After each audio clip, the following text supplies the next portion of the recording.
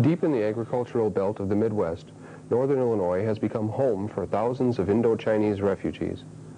Among these are approximately 2,800 ethnic Lao people in the Elgin and Rockford areas. These people, primarily from the southern part of Laos, have been sponsored by citizens of these communities and Lao already living in the United States. Local Christian churches have also played a major role in sponsoring their resettlement. The Lao, like all refugees, are eager to adapt to their new surroundings by taking classes in English, gaining recertification in various professions, and opening their own businesses. Among the businesses recently established in these two cities are a restaurant, food stores, an electronics shop, and a textile shop. In Rockford, these are located in an older section of town formerly settled by Swedish immigrants. The Lao have also tried to retain important parts of their own heritage. A Lao Buddhist Wat, or temple, was established in each city to serve as the focus of each ethnic community. Initially, these temples were located in rented buildings. In 1982, the Lao of Elgin and Rockford combined their efforts to establish one permanent temple compound on the edge of Rockford. Wat Phothikaram is one of 17 Lao Buddhist temples established in the United States since 1975. Buddhists come from over 100 miles to participate in religious, cultural, and social activities. People may arrive any time, but Saturday is commonly the day they come to takbat, or offer food to the monks. The monks are residents of these temples, and their worldly needs are met by people's gifts and donations. The Lao community takes turns cleaning the temple and cooking for the monks.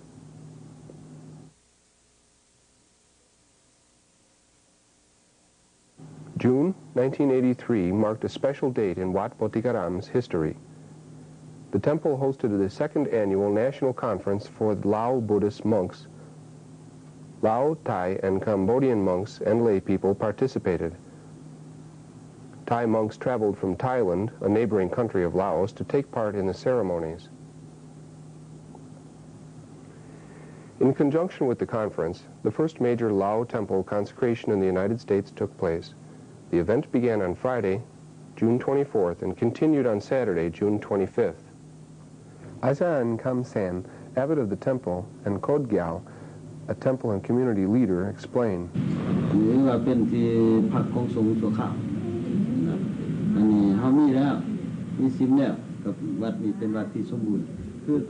be able to call a temple, you have to have a special place of worship. To have this area made sacred is an event most people have never seen. It is considered to be very important for the Buddhist people because with the chanting and all the sacred things that happen, they can gain a lot of merit. A central part of the sanctification of the Sim, or temple sanctuary, was the cornerstone laying ceremony. Dominating the Sim's altar was a large covered Buddha image. The ceremony began with chanting to attract the attention of Buddha and other divine beings. This chant always marks the beginning of a Buddhist service. The Buddha image was covered because it had not yet been made sacred. All the chanting and performances of the monk made it sacred. After that, we unveiled the image.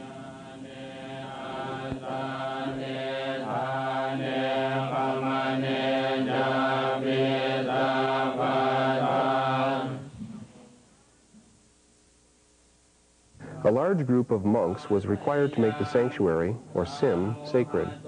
The monks stood in one area of the room and chanted. Because there were not enough monks present to dominate all the space, the chants were repeated 3 more times. The monks chanted toward each of the 4 cardinal directions. This cleared the Sim of any evil spirits. In addition to the directional chanting, a monk sprinkled water on the altar and over the main cornerstone, which helped to further purify the area where the Buddha image would permanently reside. Outside the Sim, there were 8 cornerstones, one located at each of the major points of the compass. A main stone was also placed in the center of the sim. Once the sim was purified, these stones created a barrier to the evil spirits and helped to preserve the sacredness of the sim. The next major part of the ceremony was the assurance that the cornerstones had been properly placed outside the sim.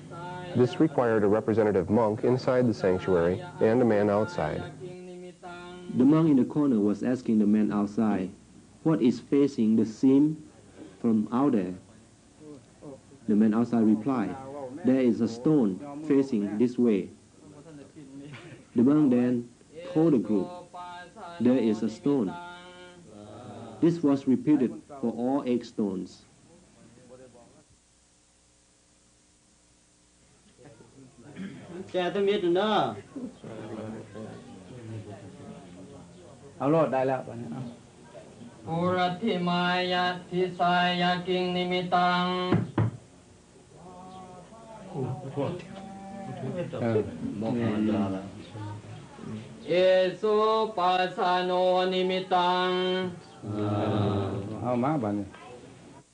After each of the 8 directions was sanctified, 2 monks chanted to clear the sim of evil spirits.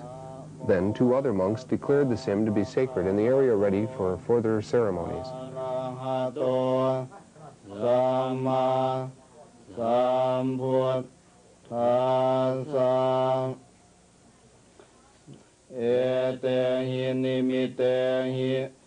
The principal cornerstone was placed in a hole in the center of the sanctuary.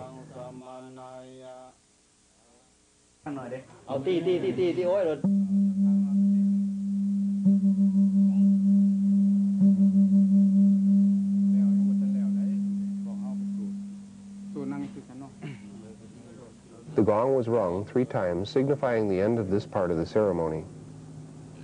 The sim was now a holy place. Chanting is in Pali, an ancient Indian language used throughout Laos only in the religious ceremonies. All monks cannot necessarily translate the chant into Lao, but they do understand the general meaning.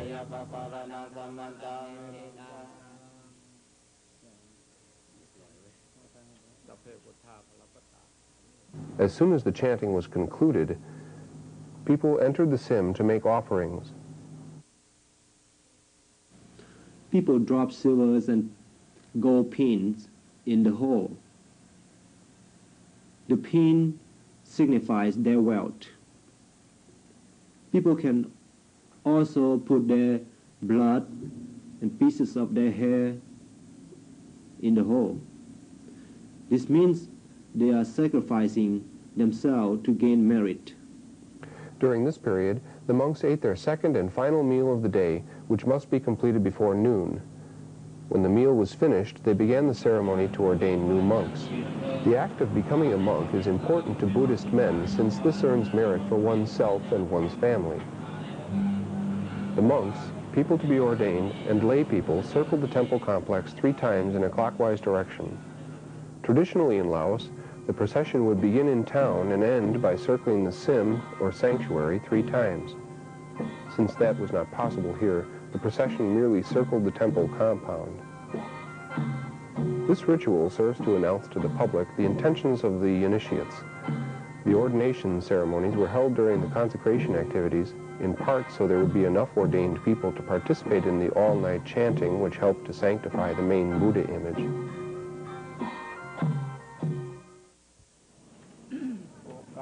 The ceremonies were also held at this time because the 20 monks necessary to conduct the ordinations were present. No more than 3 men can be ordained as monks or pra at one time. A 65-year-old man named Lao was a member of the first group. He had become a novice a month before. Lao came with his children to the United States in 1980. A farmer and vendor in Laos, he came with few skills to prosper in an industrial society. Instead, he decided to make a long-term commitment to his religion.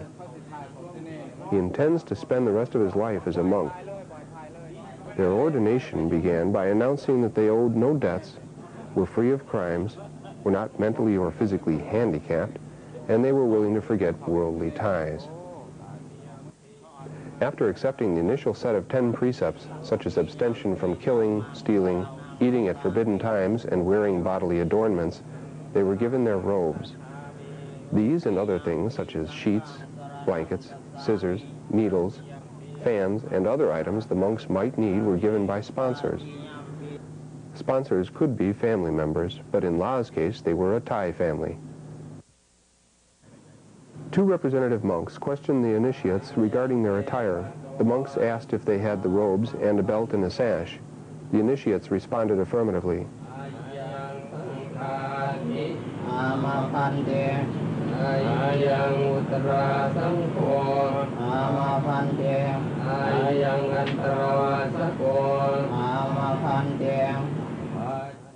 They moved to the door of the sim to declare their intentions publicly.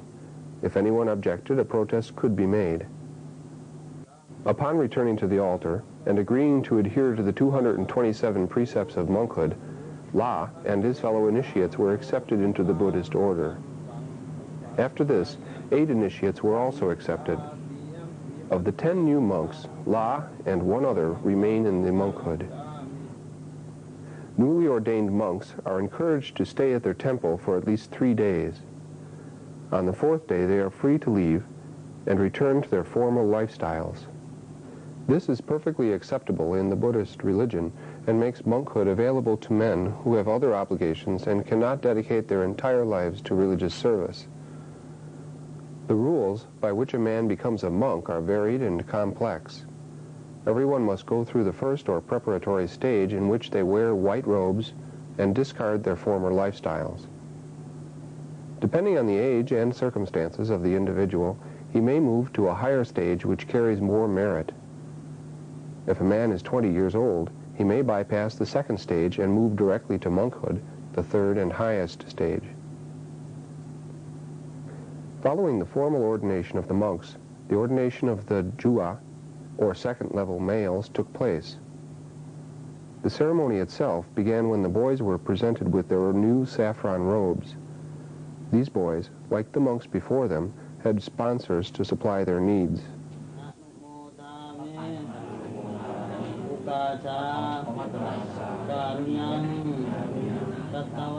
Each boy's robes were blessed by Ajahn Kamsan, the abbot of Wat Phothikaram. The white sash was removed by a monk.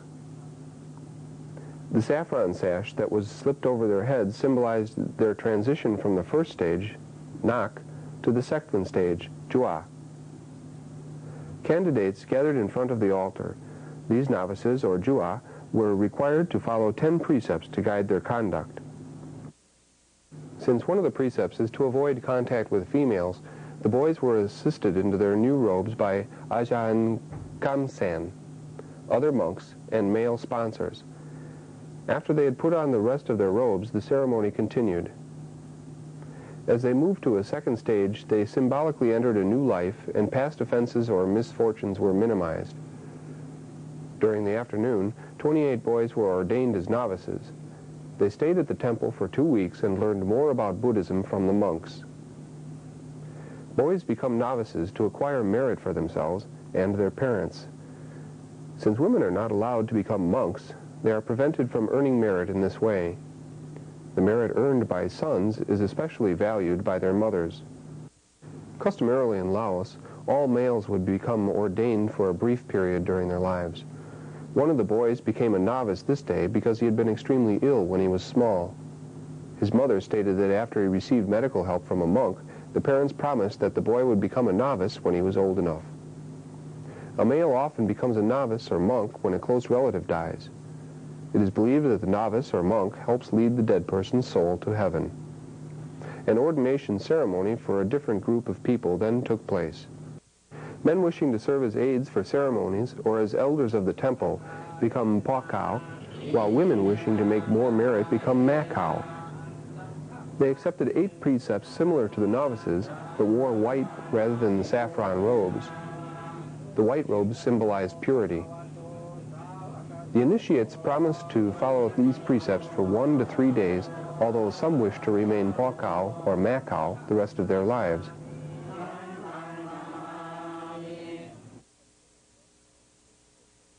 All women who become permanent Makao shave their heads like monks, although they do not live at temples.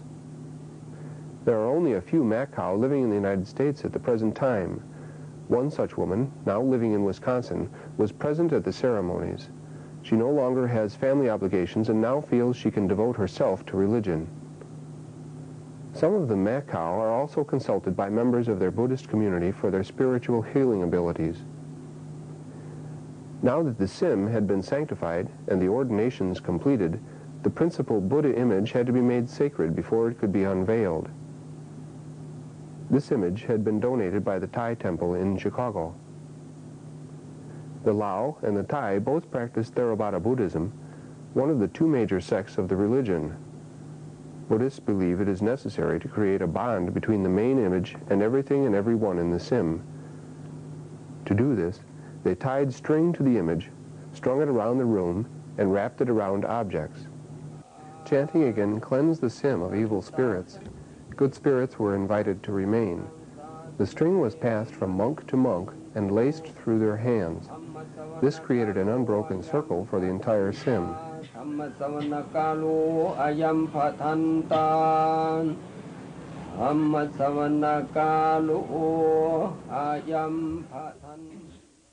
Meanwhile, the Macau and lay people outside the sim took part in the ceremony by sitting on mats and listening.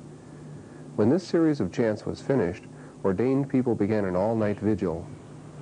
These included monks, Phasouk, and Macau. After 1 hour of chanting, these people were replaced by other ordained individuals. Lay people were not allowed in the sim until the image was unveiled in the morning. The next morning, the string used to sanctify the image was cut by the abbot, and pieces were tied on children's wrists. This served to bring good luck and good health to them. On Saturday, the people presented food and gifts to the monks. The food offerings, or takbat, occurs each morning in Laos, but is generally restricted to the weekend at Wat Phothikaram. Other arrangements are made to provide them with food during the week. This takbat was especially large due to the occasion. Food varied from traditional items such as fruit and sticky rice to cakes and Twinkies. Gifts of money were usually in the form of new bills folded to resemble a flower. The money was given to maintain and improve the temple. These gifts were offered for merit, which could then be transferred to the giver's ancestors. The ceremony was started by a male elder, or Phasouk, who led the chanting and was continued by a monk. The monks then assembled with their alms bowls. Circulating among the crowd, they received the gifts. People making offerings traditionally take a position lower than the monks and wear sashes. Women are not allowed to touch the monks or their bowls as they drop offerings inside. Before giving the food to the monks, people raise the gifts to their foreheads to direct the merit to their ancestors or toward the next life.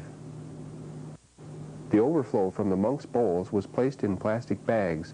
This is an adaptation of the traditional baskets used in Laos. The food, now considered blessed, was separated later and shared first by monks and then by the lay people. After the takbat, people gathered informally and were free to place personal items in the corner stone hole in the center of the sim. Small items were wrapped in squares of material before being placed in the hole. The hole and its contents were later covered to be left undisturbed. Outside, money trees and other larger gifts were presented to the monks for use at the temple. In addition, general announcements were given by leading members of the community. After the monks had eaten, everyone else had lunch.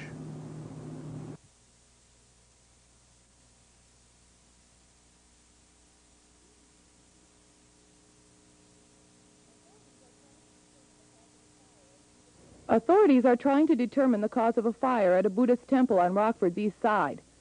Close to $30,000 worth of damage was done.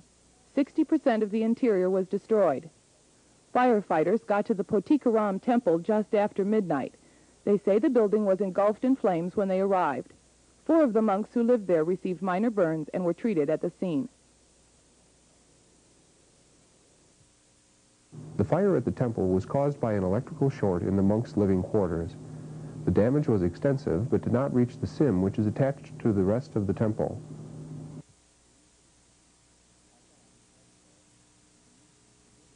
Ajahn Kamsan believes it is significant that the sim was not burned. This area had been made a sacred place in June, and he believes this fact protected the sim from the flames. Valuable items inside the living quarters were destroyed. Sacred religious books were burned, as well as a large bowl of medicinal herbs that had been brought from Laos. Although the 4 monks residing at the temple at the time of the fire were given the option to stay in a motel with money from their insurance company, they decided they could not leave the temple. The fire occurred during Pansa, the season of Buddhist Lent, and a time when monks are not permitted to stay away from their temples overnight. The monks did not wish to break with tradition despite the inconveniences of no running water and no electricity. Following custom, members of the Lao community supplied the monks' basic needs. In a few months, the temple was rebuilt and ceremonies were held once again. The monks intend to host a large ceremony in June of 1984 to honor the remodeled building. The monks and people of Wat Phothikaram have high hopes for the future of the temple.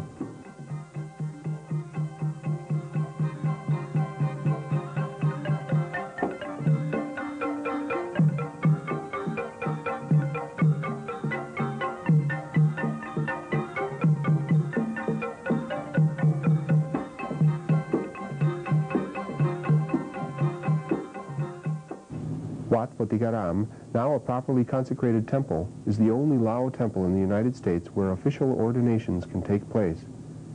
They would eventually like to raise enough money to purchase land adjacent to the temple compound. Money is collected through personal donations and fundraising events such as Lao festivals. The new land would first be made into a parking lot. Presently, adequate parking space is a serious problem. Another desire is to build a Lao-style temple. In Laos, the sim is never attached to the place where the monks sleep. Building a separate sim would allow the monks to follow traditional Lao custom. They also want a larger area for religious gatherings. As one community leader stated, Wat Phothikaram may become a center for Lao Buddhism in the Midwest. We hope to be a complete Lao Buddhist temple in the Midwest area, if not all the United States. Although they are in a new land and surrounded by a vastly different culture, the monks try to preserve their religion basically as it was in Laos. Fundamental ideas and structures of Buddhism have been retained, although certain changes have been made in some ceremonies and rituals. Instead of walking around town every morning accepting people's offerings, the monks are provided with food on a weekly basis and have a freezer in which to store items. Due to northern Illinois' cold weather, the monks often wear socks, shoes, hats, and coats when they go out. Traditionally, they wear only their robes and sandals or go barefoot. The monks feel it is important for the Lao children to learn Lao religious beliefs and customs, in addition to learning American ones. It is important for Lao children to understand their own cultural heritage. Before the fire at the temple, classes were held in the basement to teach the native language and Lao etiquette. The temple is considered a public building and is often used for purposes other than religious ones. Everybody has to understand the culture of this country because we are staying here. But we are trying to preserve our own culture and tradition as much as we can. Despite being located in a land where the predominant religion is Christianity, the monks and other Lao believe Christianity and Buddhism can coexist. Every religion is basically the same. They all are teaching us to be good. Therefore, there is no conflict of interest between the churches and the temple. Many Lao attend the Buddhist temple on Saturday and a Christian church on Sunday. Buddhists are not obligated to attend the temple on a regular basis. They may go whenever it is convenient. Also, Buddhists do not try to convert other people to their religion.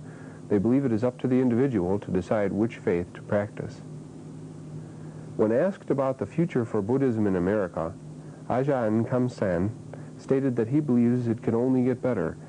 He also sees a bright future for Wat Phothikaram. The abbot has traveled to many places in the United States, but likes his temple and likes living in Rockford. Ajahn Kamsan has learned to enjoy the change of seasons.